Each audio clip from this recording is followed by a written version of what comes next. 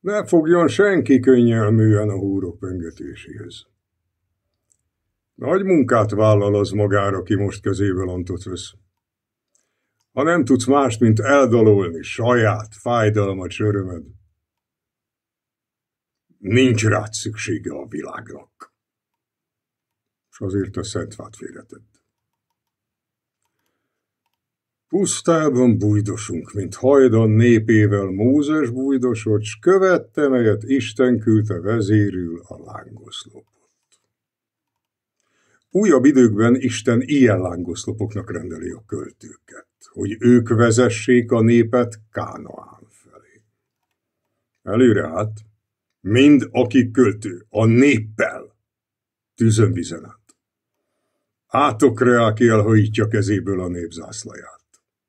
Átokre, aki gyávaságból vagy lomhaságból elmarad, hogy míg a nép küzd, fárad, izzad. Pihenjen ő árnyék alatt. Vannak hamis proféták, akik azt hirdetik nagy gonoszan, hogy már megállhatunk, mert itten az ígéretnek földje van. Hazugság. Szemtelen hazugság, mit milliók cáfolnak meg, kik naphevében, éjjel, szomjan, kétségbe esve tengenek.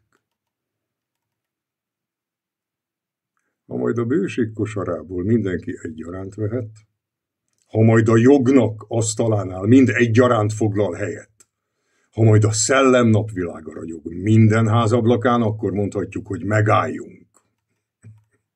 Mert itt van már a Kánaán. És addig nincs megnyugvás. Addig folyvást küszködni kell. Talán az élet munkáinkért nem fog fizetni semmivel.